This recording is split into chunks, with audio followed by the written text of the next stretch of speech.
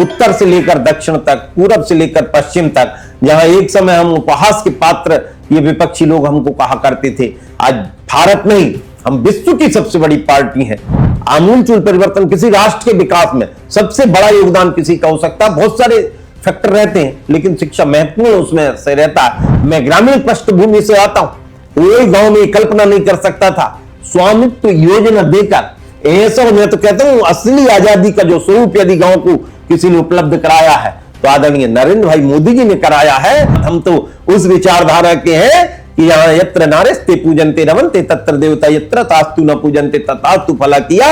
ये हमारी वेद वाणी है। जब कोई विदेशी प्रधानमंत्री हमारे प्रधानमंत्री के पैर छूता है तो हमको भी उस बात का एहसास होता है, क्योंकि ये पूरे देश का गौरव बढ़ता है। मैं रहूं ना रहूं लेकिन मेरा देश रहना चाहिए, इस भाव के साथ हमारी पूरी विचारधारा आगे काम कर रही। जब 2024 में पूरे देश में लोकसभा चुनाव हुए तो भारतीय जनता पार्टी ने एक नारा गढ़ा था कि इस बार की लोकसभा चुनाव में भाई 400 पार सीटें जाएगी, लेकिन 240 महज 240 सीटों पर सिमट गई और एनडीए गठबंधन की जरूरत पड़ी सरकार बनाने के लिए। हम वो लोग हैं जिन्होंने देश की राजनीति के लिए एक वोट के लिए हमने सरकार को छोड़ना पसंद किया था, लेकिन सिद्धांतों से समझौता नहीं किया। दिव्यांग समुदाय को या दिव्यांग साथियों को आप किस नजरिए से देखते हैं, और ये युवक युवती सम्मेलन जो होने के लिए जा रहा है वो कितना महत्वपूर्ण माना जाता है उस समुदाय के लिए? मैं कहता हूँ अपाहिज वो नहीं है जिसके कोई हाथ पैर या वो अंग ना। अपाहिज वो है जिसकी आंख होती हुई भी यदि वो अत्याचार देखकर आंख पलट ले तो उससे बड़ा अंधा कोई हो नहीं सकता। लेकिन मैं दावा करता हूं ईमानदारी से यदि आप करते रहोगे तो एक दिन सारे देश के लोग आपकी ओर देखेंगे। ईमानदारी का कोई विकल्प नहीं है, कोई परिणाम नहीं है। श्री हनुमंत छाया ज्वेलर्स में आपका स्वागत है। शानदार कलेक्शन के साथ गहनों की दुनिया में आपका स्वागत है, जहां परंपरा और आधुनिकता का बेहतरीन संगम मिलता है। श्री हनुमंत छाया ज्वेलर्स, मेडिकल कॉलेज रोड, तिली वार्ड, सागर, मध्य प्रदेश। कहते हैं कि असफलता एक चुनौती है, इसे स्वीकार करो। क्या कमी रह गई देखो और विचार करो। जब तक सफल ना हो नींद चैन को त्यागो तुम, संघर्ष का मैदान छोड़ यूं मत भागो तुम, क्योंकि यूं ही कुछ किए बिना जय जयकार नहीं होती, क्योंकि कोशिश करने वालों की कभी हार नहीं होती, कभी हार नहीं होती। नमस्कार, मैं हूं आपके साथ में भूपेंद्र सिंह और आप रिपब्लिक सागर मीडिया के साथ में हैं। इस वक्त हमारे साथ में मौजूद है नर्मदापुरम लोकसभा के लोकप्रिय सांसद श्री दर्शन सिंह जी। सर, बहुत बहुत स्वागत है आपका हमारे इस चैनल पे। बहुत बहुत धन्यवाद। सर, हमारा सबसे पहला प्रश्न आपका ये रहेगा, दिल्ली विधानसभा क्षेत्र को लेकर रहेगा। 27 साल बाद भारतीय जनता पार्टी अब दिल्ली, देश की राजधानी दिल्ली में स्थापित हुई है। लगातार बहुत बुरी तरीके से हार रही थी। 2015 के विधानसभा चुनाव में 3 सीटें मिली, 2020 के विधानसभा चुनावों में 8 सीटें आई। लग नहीं रहा था कि इसकी स्ट्रेटेजी होगी और रिजल्ट अनएक्सपेक्टेड आएगा। ये अब क्या कहना चाहेंगे कि दिल्ली विधानसभा का नतीजा जो भारतीय जनता पार्टी के हाथ में आया है? मोदी जी के ये नेतृत्व है, मोदी जी पर भरोसा है, और हम कह सकते हैं कि जनता के दिल में मोदी और मोदी जी के दिल में देश और देश के दिल में मोदी, और ये दिल्ली ने दिखा दिया है। आज इतनी ये न केवल सूखा समाप्त हुआ है बल्कि वर्षों की जो पीड़ा और विकास से जो दिल्ली पिछड़ गई, विकास में पिछड़ गई, उसको दोबारा दिल्ली का विकास का रास्ता प्रशस्त हुआ है माननीय मोदी जी के नेतृत्व में। अब दिल्ली भी चूंकि हमारी देश की राजधानी है, हमारे देश का गौरव है, और दिल्ली अब विकास के पथ पर चलेगी। और आगामी समय में हम देखेंगे कि जो 2047 का मॉडल जो दिल्ली के रास्ते से ही होकर निकलता है वो हमको आगे दिखाई देगा। पूरे दिल्ली की जनता को भी बहुत बहुत बधाई और मोदी जी के नेतृत्व को धन्यवाद। आम आदमी पार्टी के धुरंधर नेता, top political leader Arvind Kejriwal बोले, मनीष सिसोदिया बोले, सौरभ भारद्वाज बोले, सत्येंद्र जैन भी बोले, ये सब अपनी विधानसभा क्षेत्र में धराशायी हो गए। जब है ना शराब घोटाले में अरविंद केजरीवाल को गिरफ्तार किया गया था, वो सिटिंग चीफ मिनिस्टर थे। जब उनको जेल भेजा, उन्होंने जेल में रहते हुए भी चीफ मिनिस्टर पद से इस्तीफा नहीं दिया, लेकिन जब वो बेल हुई उनकी, उन्होंने इस्तीफा दिया और आतिशी जी को मुख्यमंत्री बनाया। जब मीडिया ने इस विषय में बोला तो उन्होंने ये बोला कि जनता इस बात का निर्णय देगी, जनता सर्टिफिकेट देगी, विधानसभा चुनाव जिताएगी, तब वो मुख्यमंत्री बनेंगे। अब उन्होंने नकार दिया है। यानी कि ईमानदारी का सर्टिफिकेट उन्होंने जनता से मांगा था। अब क्या लग रहा है कि वो ईमानदारी के सर्टिफिकेट जनता ने उनको दिया है? ये उनका अपना विचार करने का तरीका हो सकता है। हाँ। राजनीति में स्टंटबाजी, ब्लफबाजी यदि कोई सीखे तो केजरीवाल जैसे अनेकों नमूने हो सकते हैं। हम तो सही मार्ग पर और सही दिशा में विचारधारा के साथ राजनीति करने वाले लोग हैं। उनके कर्मों का फल वो भोग रहे हैं और भोगेंगे, क्योंकि जनता से झूठ बार बार नहीं चलता। झूठ की उम्र लंबी नहीं होती। सत्य प्रताड़ित हो सकता है लेकिन सत्य कभी पराजित नहीं हो सकता। हमारी विचारधारा की लड़ाई है। हम सनातनता को लेकर, भारतीयता को लेकर और जो विकसित भारत का संकल्प माननीय मोदी जी ने लिया है उसको लेकर हम चल रहे हैं। और इस रास्ते में जो जो आड़े आएंगे वो अपने आप धराशायी हो जाएंगे। इस रास्ते में जो भी रोड़ा बनेगा वो अपने आप समाप्त हो जाएगा। आप पूरे देश की राजनीति का सिनारियो देख लीजिए, चाहे आप उत्तर प्रदेश देखें, जहां पर एक समय बिना उत्तर प्रदेश के कुछ संभव नहीं हुआ करता था ऐसे कहते हैं, और अब उत्तर प्रदेश पूरी तरह से भारतीय जनता पार्टी और भगवा में रंगा हुआ है। पूरा देश रंग चुका है, उत्तर से लेकर दक्षिण तक, पूरब से लेकर पश्चिम तक। जहां एक समय हम उपहास के पात्र ये विपक्षी लोग हमको कहा करते थे, आज भारत नहीं हम विश्व की सबसे बड़ी पार्टी है। जहां सबसे बड़ी सांसदों की यदि संख्या कहीं पर है तो हमारी भारतीय जनता पार्टी को, विधायकों की सबसे बड़ी हमारी पार्टी की संख्या है। हमारे नगर परिषद से लेकर हर नीचे तक की हमारी इकाइयों में भारतीय जनता पार्टी, और इसके उत्तरोत्तर भी संगठन के विस्तार की दृष्टि से भी हम देखें तो 18 करोड़ लोगों का संगठन, विश्व का सबसे बड़ा कम्युनिस्ट पार्टी को भी पछाड़ के हम विश्व के सबसे बड़े संगठन के तौर पे काम कर रहे हैं। माननीय मोदी जी के नेतृत्व में देश हमारा दिन प्रतिदिन प्रगति कर रहा है, और एक आशा की किरण जो पूरे विश्व में एक छाप छोड़ी है मोदी जी ने, अलग प्रकार की छाप है। और निश्चित तौर पर इसमें जितने भी जो होता चना बाजे घना, और ये जो केजरीवाल जी की कहानी है, क्योंकि मैं भी बहुत नजदीकी से इन सारे आंदोलनकारियों को मैंने देखा है, और इसलिए मैं बहुत अच्छे से कह सकता हूं इनकी झूठ की उम्र लंबी नहीं रहती। और उसका परिणाम है कि आज दिल्ली की जनता ने भारी बहुमत के साथ, स्पष्ट बहुमत के साथ भारतीय जनता पार्टी को चुना। आपकी एक दूसरी छवि भी है, मतलब संसदीय चुनाव लड़ने से पहले आप किसान नेता के रूप में जाने जाते थे। 2024 का जब लोकसभा चुनाव हुआ तो भारी मतों से आप विजय भी हुए, और लगातार कंसिस्टेंटली आप है ना दिल्ली में लगातार आना जाना हुआ लोकसभा में आने के बाद। आम आदमी पार्टी की जो बात कही जा रही थी कि एजुकेशन पॉलिसी है और हेल्थ पॉलिसी है, मोहल्ला क्लिनिक जगह जगह खुले हैं, चर्चा हो रही थी पूरे देश में उसकी एस्टेब्लिशमेंट सबसे ज़्यादा है, सबसे ज़्यादा प्रभावी है। आपने भी यहाँ दिल्ली में आके देखा होगा, तो आपको क्या लगा आम आदमी की एजुकेशन, हेल्थ और इन सब पॉलिसी के बारे में? क्या जितनी चर्चा हो रही थी वो वास्तविकता में उसमें सच्चाई है या नहीं? यदि सच्चाई होती तो परिणाम वैसे होते। ये झूठ का पुलिंदा था जो नष्ट हो चुका है, और झूठ की दम पर जो उन्होंने राजनीति की कोशिश की, जनता ने इसको समझ लिया और इसलिए जनता ने उनको ऐसे परिणाम दिए हैं। 2020 में भारत में मोदी जी ने नई शिक्षा नीति लाकर देश के अंदर एक ऐसी पद्धति जो व्यवहारिक होने चाहिए, देश की ऐसी पद्धति जो संस्कृति का भी और जो आगे विकास का भी ध्यान रख सके, विरासत भी और विकास भी, उस भाव को लेकर माननीय मोदी जी ने जो नई शिक्षा नीति तैयार करी है।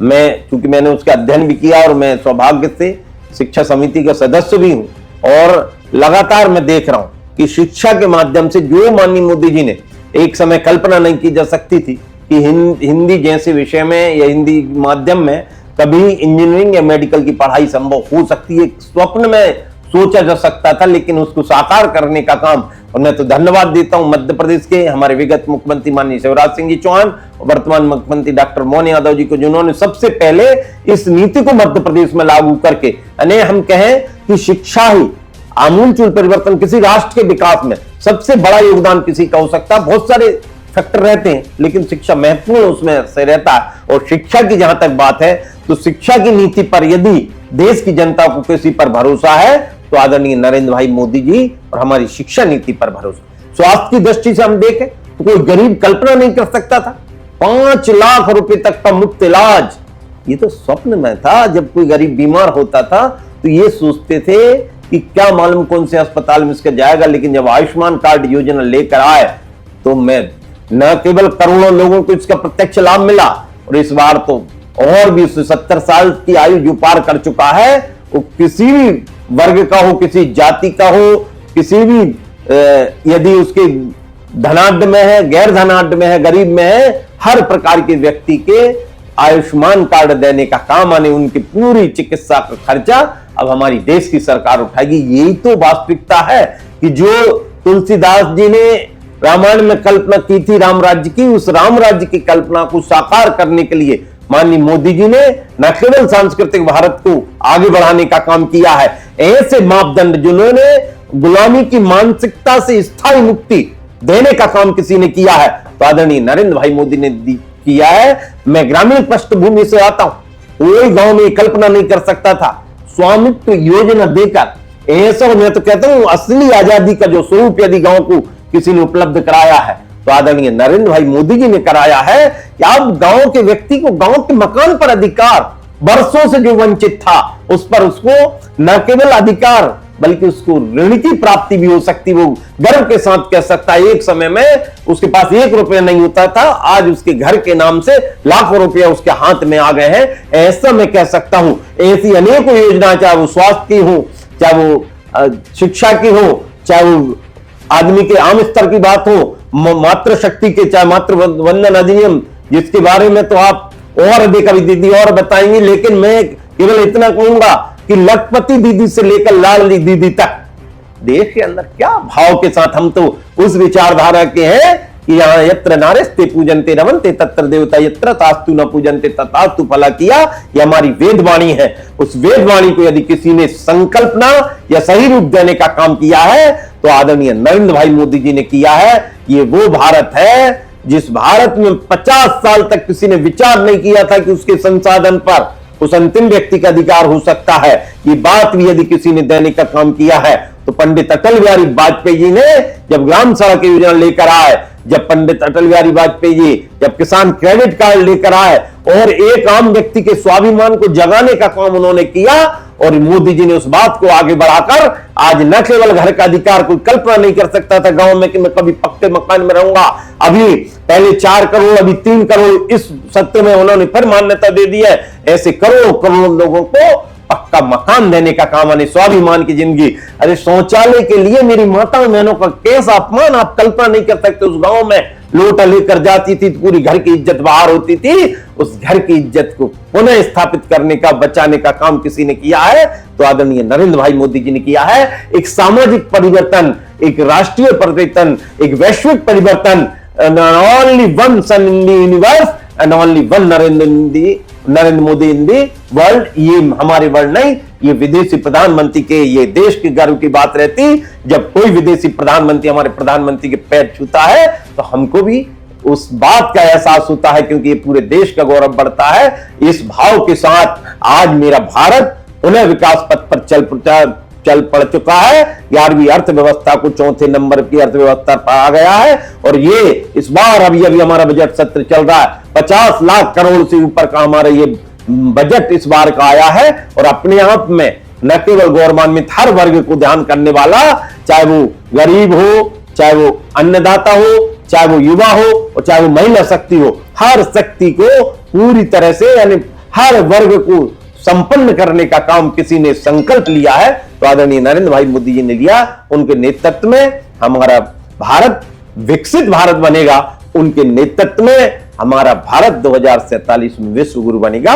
और इस आशा में दिन रात मेहनत कर रहे हैं। और पूरी देश की जनता, दिल्ली सहित पूरी देश की जनता हमारे साथ, तो जहां के आप चुनाव उठा के देख लें, कहीं की भी राजनीति उठा के देख लें, पूरा देश का भरोसा भारतीय जनता पार्टी पर है। हमारा नेतृत्व दिन रात मेहनत करके, और वो भी मैं रहूं ना रहूं लेकिन मेरा देश रहना चाहिए, इस भाव के साथ हमारी पूरी विचारधारा आगे काम कर रही। और इसी विचारधारा में हम तो गिलहरी बनकर, उस गिलहरी का एक कण भी यदि हम इस राष्ट्र रक्षा के लिए कर पाए, मोदी जी के लिए कर पाए, तो हम सब के लिए सौभाग्य की बात रहेगी।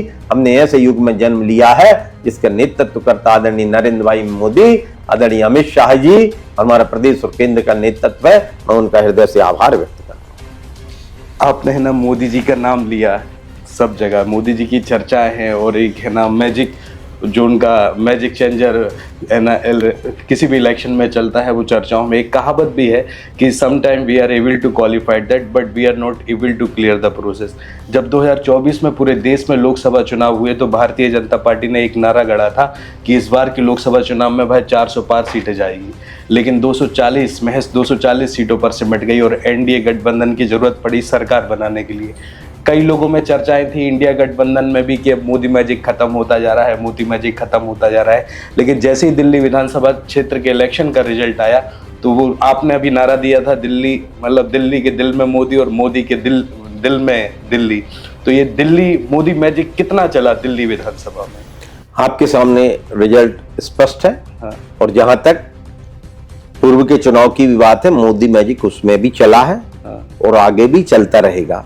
ये तो तथाकथित थोड़े बहुत सीटों की कम ज्यादा होती रहती है। हाँ। एनडीए का हमारा जो गठबंधन है, हाँ। मोदी जी के और जो हमारा पूरा गठबंधन है वो बहुत ही सुदृढ़ है। उस गठबंधन में हमने तो जो कम सीटें आती उनका भी आज नहीं हमेशा से सम्मान किया है।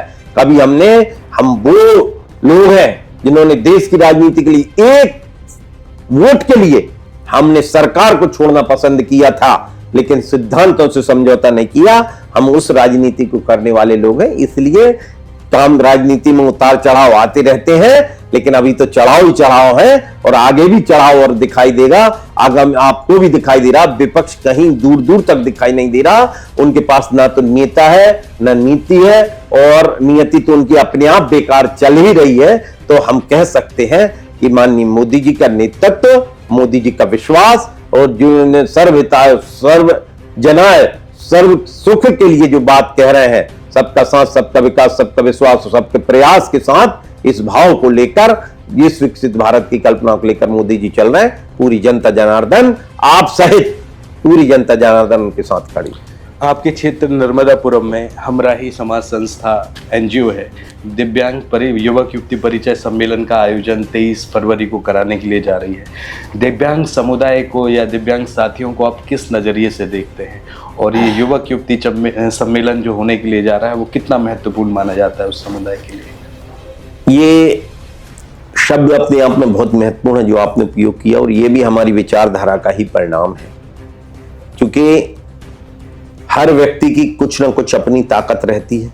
हम सब ईश्वर की संतान हैं, हम सनातनता को मानने वाले हैं, और इस भाव के साथ मैं कहता हूँ अपाहिज वो नहीं है जिसके कोई हाथ पैर या वो अंग ना। अपाहिज वो है जिसकी आंख होती हुई भी यदि वो अत्याचार देखकर आंख पलट ले तो उससे बड़ा अंधा कोई हो नहीं सकता। इसलिए कोई ये दिव्यांग अपने आप में एक पवित्र शब्द है, और दिव्यांगों के लिए जो संस्था काम कर रही है, इस संस्था के साथ साथ और भी संस्थाएं काम कर रही हैं, मैं सबका धन्यवाद करता हूं।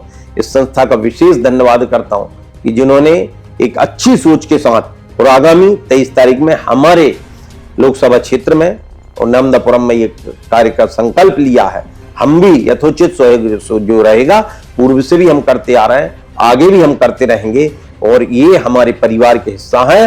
और आज हम देख रहे हैं जब पैरा ओलंपिक होते हैं तो जो मूल ओलंपिक है उससे ज्यादा मेडल यदि कोई लाते हैं तो हम हमारे पैरा ओलंपिक वाले साथी गण लाते हैं। और हमारे ऐसे भाई बहन, और मैं तो ऐसे अनेक उदाहरण दे सकता हूं जो पैर होने वालों से भी ज्यादा काम बिना पैर वाला करके दिखाए हैं, चाहे वो एवरेस्ट चढ़ने की बात हो, अरुणिमा सन्ना की बात हो, और चाहे अन्य हमारे ऐसे अनेकों खिलाड़ी हैं जिन्होंने मेडल लेकर आए हैं। और मैं तो उनका हृदय से धन्यवाद करता हूं। मैंने उनके कई मैचेस भी देखे हैं, कई कार्यक्रमों में भी गया हूं, और मेरी व्यक्तिगत रुचि का, क्योंकि ये तो हम सब ईश्वर की संतान है, और कम या ज्यादा कहीं से हो सकता है।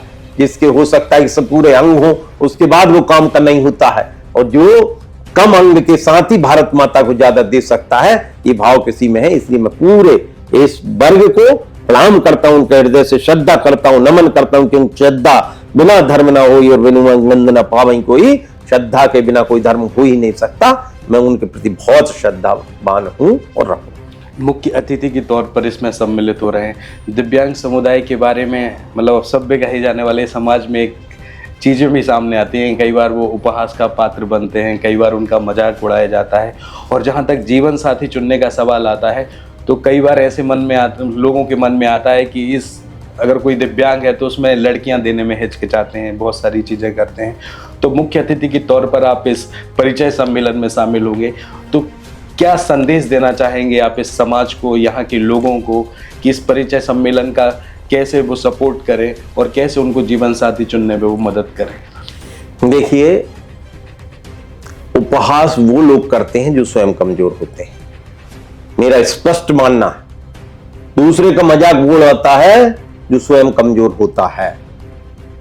अपनी कमजोरी छुपाने के लिए, अपने आप को जबरन बलशाली दिखाने के लिए ये सब काम किए जाते हैं। लेकिन मैं ये मानता हूं, ये समाज का है, ये वर्ग का है, वो भी हमारे भाई बहन है, और उन भाई बहनों के कल्याण के लिए जो जिस वर्ग से आता है, और उसमें उपहास जैसी कोई चीज नहीं, ये तो मैचिंग है। और हमारे यहाँ कोई एक जन्म का संपर्क नहीं है, जन्म जन्मांतर के संपर्क है। हमारी तो ईश्वरीय परंपरा में हमारे ईश्वर तो कच्छप रूप में भी हुए, हमारे ईश्वर छोटे रूप में भी हुए हैं, हमारे ईश्वर मछली के रूप में भी हैं, हमारे ईश्वर तो नरसिंह अवतार में भी है, हमारे ईश्वर तो अनेकों अवतार में, उससे बड़ी धारणा कोई हो नहीं सकती। हमारे ईश्वर तो ऐसी है कि गर्दन कट जाए तो हाथी की गर्दन भी उसमें स्थापित हो जाती है। तो ये तो भारतीय सनातनता को यदि किसी अच्छे मत से समझने का कोई प्रयास करे तो ये दिव्यांगता से अच्छा अर्थ कोई हो ही नहीं सकता। ये ईश्वर की प्रतिमूर्ति है और मैं इनका हृदय से वंदन करता हूं। ईश्वर इनके अंदर बैठा है और उसी ईश्वर भाव से हम सब एक दूसरे का सहयोग करते हुए चलेंगे और इस भारत को न केवल रोग मुक्त करेंगे बल्कि विकसित भारत की श्रेणी में लाने का संकल्प मोदी जी के साथ पूरा करेंगे। सर, इस चैनल के माध्यम से जनता को कोई संदेश देना चाहते हैं? संदेश यही है कि आपका RS चैनल बहुत ही बढ़िया ढंग से काम करे। जनता के जेन्युइन मुद्दों को आप पहले भी उठाते रहे हो, इन्हीं मुद्दों को आप आगे उठाते रहो और व्यक्ति दूसरों के गलतियों से या दूसरों की कमजोरी से नहीं, अपने हौसलों से जीतता है। आप अपना हौसला रखो, आप अपनी हिम्मत रखो। आप हो सकता है कि आपको अब लग रहा हो कि मैं छोटा हूं या बड़ा हूं, इस प्रकार का भाव आता है, लेकिन मैं दावा करता हूं ईमानदारी से यदि आप करते रहोगे तो एक दिन सारे देश के लोग आपकी ओर देखेंगे। ईमानदारी का कोई विकल्प नहीं है, कोई परिणाम नहीं है, क्योंकि आपकी इच्छा शक्ति मजबूत है तो आप दुनिया में जीत आपकी अवश्य होगी। इसी इच्छा शक्ति के साथ आप अपना काम करते रहिए और इसी प्रकार जनता के मुद्दों को समाज के बीच में और सरकार के बीच में ले जाते रहिए और एक दूसरे को संभालते हुए सुधारने का काम करें। यही आपको बहुत बहुत शुभकामना और बहुत बहुत बधाई। बहुत बहुत धन्यवाद सर चैनल के साथ में जुड़ने के लिए।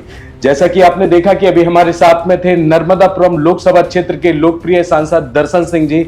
आज उनसे कई मुद्दों पर चर्चा हुई, दिल्ली विधानसभा क्षेत्र को लेकर, मोदी की स्ट्रेटेजी को लेकर, आखिर कैसे मोदी मैजिक लगातार दिल्ली विधानसभा चुनाव में लगा, कैसे आम आदमी पार्टी के कई दिग्गज नेता अपनी विधानसभा सीट गवा बैठे। उसके साथ में जो दिव्यांग समुदाय का परिचय सम्मेलन हमराही समाज संस्था नर्मदापुरम में 23 फरवरी को कराने के लिए जा रही है, उस मुद्दे पर भी इनसे चर्चा हुई। अब देखते हैं कि आगामी समय में इस पर जनता का और क्षेत्रीय लोगों का क्या रिएक्शन होगा। कैमरामैन अर्पित के साथ भूपेंद्र सिंह, रिपब्लिक सागर मीडिया, मध्य प्रदेश भवन, नई दिल्ली। श्री हनुमंत छाया ज्वेलर्स में आपका स्वागत है।